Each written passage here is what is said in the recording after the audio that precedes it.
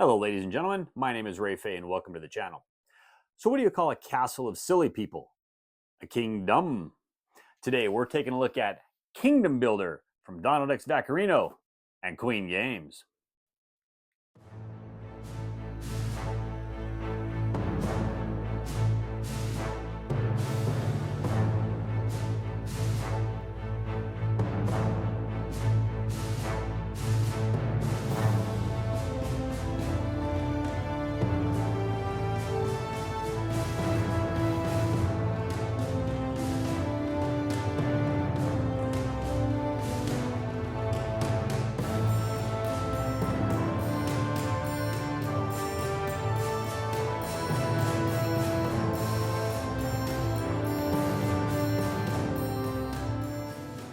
Okay, ladies and gentlemen, we're going to open up the vault today because today we're looking at Kingdom Builder. Now, this was the Spiel des Jahres winner of 2012, okay, and it's by Donald Vaccarino. Now, for those of you who don't really know who he is, well, he designed Dominion. That's probably his biggest game to date. This, I believe, is his second biggest game that he's ever done. And what is his new one that he came out with? It's like that Bloodbath Moon Colony. I can't remember the name of that 100%, but something like that. Fantastic game, but I know he's done that one as well. But this game here has been sitting on my shelf for a long time. We finally pulled it down over the holidays to play this game. I haven't played in a long time, so I thought I would give a review for this and give you my final thoughts. So I'll tell you what, let me explain how to play the game, and I do have a couple expansions. I have the Marshlands and Nomads and the Crossroads, so you may see some of the stuff from that. But let me explain how to play the game, and then I will give you those final thoughts. So to play the game, the first thing you have to do is get it set up. So to set up the game, what you're going to do is take all of the boards, and I like to turn them upside down, randomly pick 4, kind of rotate them however you want, and then flip them and put them together in a nice little big giant rectangular grid of 4 panels. Take a 5th board, leave it upside down. That's going to be your scoring board at the end of the game. Now what you're going to do is you're going to look at the 4 boards that you selected, and every one of those boards is going to have a different tile location type on it. You're going to take the summary card, which is the little triangle looking things with the notches in them. You're going to take one of those for every one of the boards, and you're going to put it around the edge. It slots kind of right on the little side. And then you're going to take all the little tiles that come with it. And on the board, there's going to be 2 locations, except for one tile I think only has 1. And you're going to put 2 of those tiles on each one of those locations. Leave the castles alone, okay? And then what you're going to do is you're going to take all of the builder cards. There should be 10 builder cards in the base game. You may have more based on the expansions. Shuffle them up, randomly draw 3, and put them face up on the side of the board, because those are going to be goals you're going against or trying to complete to get bonus points. Then you're going to take a list of all of the terrain cards. There should be 25 cards for the base game, and they're going to have 5 different symbols on each one of the cards. There's 5 of each one of them. Shuffle them up really good. Deal 1 to every person, okay? And then what you're going to do is you're going to give every player a set of settlement buildings, all right? And there should be 40 settlements for every player, plus you're going to have a round scoring disc, put the scoring disc on the score track, and you know what? You guys are ready to play. Gameplay in this game is super simple. All you're going to do is you're going to have a card in your hand. That card is going to tell you where you have to place your settlements. It's going to have a grass, a canyon, there could be a desert, it could be a flower field, or it could even be a forest. But what you have to do is you have to put 3 of your settlements on whatever that terrain type is that you've drawn, and they have to be connected, okay? So every time you play this game, that's one of the big things about it, is you always have to play connected to one of your current settlements that you have, unless you can't, okay? So if you draw a forest card, for example, you have to put 3 settlements in whatever forest you want, especially at the beginning of the game. You don't have anything anywhere else, okay? Then once you've done doing that, you draw another card, and it's the next person's turn. When it comes back around to you, you're going to look and see, well, you've already looked at it, but whatever your card is, now you have to play 3 more settlements based off of that card. Now, if, say, you place to the forest and your second card is going to be deserts, if there's no deserts adjacent to wherever your forest is, you can go put those 3 settlements in another desert anywhere else, okay? But if there were desert locations adjacent to the forest where you played your pieces, then you have to place them right there. See what I'm saying? You always have to play adjacent to your settlements. All right, now you do have the location tiles. The location tiles, there's 2 on every one of them. The first time you build a settlement adjacent to one of those location tiles, you get to take that tile, all right? And on a future turn, you can do its special ability. If you put a settlement next to that same tile, you don't get the second tile. If you want the second tile, you have to put a settlement next to the other tile. That's the only way you can ever get possibly both of the same tiles, okay? So now what's going to happen is when it comes back around to you, if you have any of those location tiles, before you place your settlements and do your card action, or after, your choice. You can do those locate sell ones. And basically what they're going to do is the little summary location tiles that you have on the board are going to tell you how to do it. The rulebook's got a good explanation for them as well, but it may say, hey, on your turn, you get to place one settlement on a flower location, or you can move a settlement from land that's adjacent to water onto water. So then maybe next turn you can build across that water from it, or you can expand your settlement across that water, or whatever it's going to be. There are several of them that come in the game. And like I said, every tile has its own type. All right.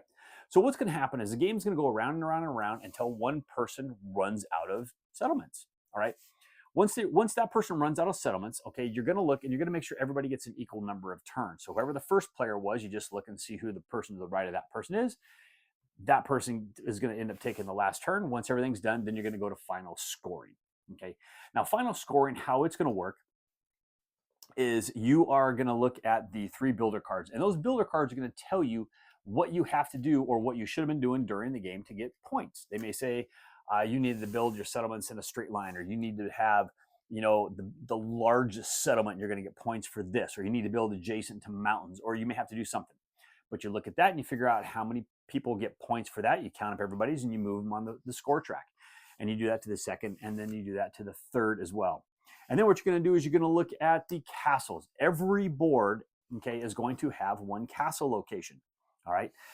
Every settlement that you have that is adjacent to a castle piece is going to get you 3 victory points. So if you take a castle piece and you've fully surrounded it with all 6 tiles, well, you're going to get 18 points for that one castle right there. Okay. And then whoever has the most points wins. I believe that's all there is for the scoring. There might be some 1 or 2 that I missed, but yeah. So basically what you're going to do is go through the end of the game scoring conditions, do the builder cards, do the castles. Whoever has the most points wins. Kingdom Builder. Okay, folks, there you go. That was a really high level of this game. I'm sure most of you people already know how to play this game or have played it. Maybe some of you like it. Maybe some of you don't like it. You know, if this is the first time some of you ever seen this game, then I'm happy that that I can introduce this game to you, because I'll tell you what, this is a great game. This is an awesome family game. Okay, like I said, it was a Spiel des Jahres winner in 2012, and usually those games, they're all super great family games. Okay. Now, the thing I like about Kingdom Builder is it is just a very light, very simple game to play. Now, there are some strategies involved, because you can really think about where you want to place your settlements. Because sometimes, like myself, I like to try to place my starting settlements in locations not adjacent to a whole lot of other terrain, or maybe to where it's like down the middle of a type of terrain. So if I draw another card, I'm going to be able to place in another location. Or if I draw, and after that, maybe I can place in a third location. Okay, I like to kind of have my settlements spread all over the place, just because it's going to give me a bigger variety of where I can possibly put my stuff. And those builder cards are really going to key on that. There's one that you have to build settlements in all 4 of the locations. If you only build them in 3 and not in 1, well, you're not going to score any victory points at all, and that's horrible. Okay, because yeah, if you're not scoring victory points in every one of those builder cards, chances are you're going to be way down on the list. Now, one of the other things about this game I really like is, to me, this is I like to call it a social game. I can sit there and I can play this game when I'm sitting around with some friends. We're socializing, we're just having fun, we're talking about this, talking about that, and we're all just playing and taking our turns in the middle of all these conversations. Okay, so it's not one of those really heavy, everyone's got to sit there, you know, just thinking really hard, concentrating, trying to figure out what they're going to do. This is a light game. This is a really simple, light family game to play, and it's absolutely phenomenal in that aspect. Okay. Now, one of the things that I did, okay, like I said, is I picked up 3 of the expansions way early on, years back when they first came out. I got the Marshlands, I got the Nomads, and then I got the Crossroads. Now, each one of those is going to add a little bit more stuff, but one of the things that I do like about them is they're going to add a whole bunch more tiles. Okay, so for example, I know like Nomads looks like 4 game boards. Matter of fact, each one of them have 4 more game boards. So so technically, when you look at the core game, which has 8 game boards, you're looking at theoretically 2 different maps. Okay, set up one way. Plus, you're looking at 3, 4. You're looking at 5 different maps. But then when you take all of those and figure out you can intermix those, you're never going to play the same game twice, because on top of that, not only are you putting the tiles down, but you're rotating them. So you have no idea how they're going to come out. And that's why I like to have them all upside down, shuffle them all up. You randomly put them down, figure out what they're going to go, and then just flip them all. Okay, you get some really cool, really unique combinations of stuff. And on top of that, the tiles are going to dictate what your location things are going to be. Okay, because they're going to do all kinds of variety of things. Now, the different expansions, I know some people kind of worry about, well, when you add expansions, it makes things a little bit harder. But in this one, it doesn't. The rules are really simple for all of them. I'm sitting here looking at my rule books right now, and every single one of the location pieces that you put down, there's a rule explanation in the rule book on exactly how that tile is going to work.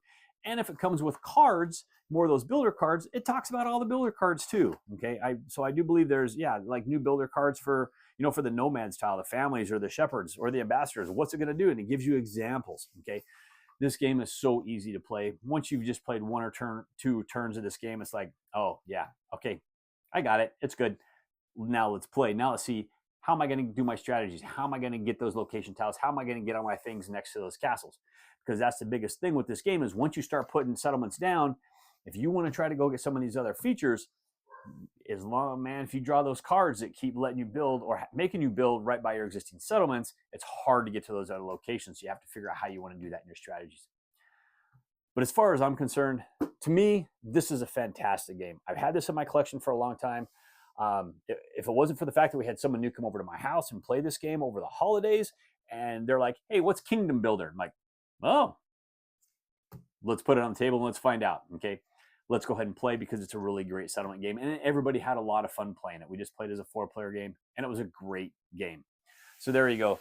That is Kingdom Builder. I'll tell you what, I cannot recommend this game highly enough. It is really fun. Like I said, it's lighter. So if you don't like lighter games, then you might want to steer clear of it. It is because it is that lighter game. But I think this is just a great family game. I will play this anytime somebody wants to get it to the table. Like I said, I have all my stuff all shuffled up. It's all mixed in together, and just however it comes out, it comes out. I just have my rule books for it, and I'm good to go. So there you go. I highly recommend Kingdom Builder. Well, thank you once again for joining me today. As always, I please ask you to like this video on YouTube, on Board Game Geek, on Facebook, or X. Please leave me a comment on any one of those platforms, and I'll get to those comments just as soon as I can. And also, folks, if you haven't done so already, I'd appreciate it if you would click on that subscription and even click on that bell and be notified when I drop new videos. It helps me out a ton. And also, if you like the videos I do here, I also post videos over on the Discriminating Gamers channel. Over there, we'll do some playthroughs, some reviews, and some unboxings. I'll leave a link to Cody's channel down in the details below. So tell me, why didn't the sun ever shine on the castle? It was full of knights.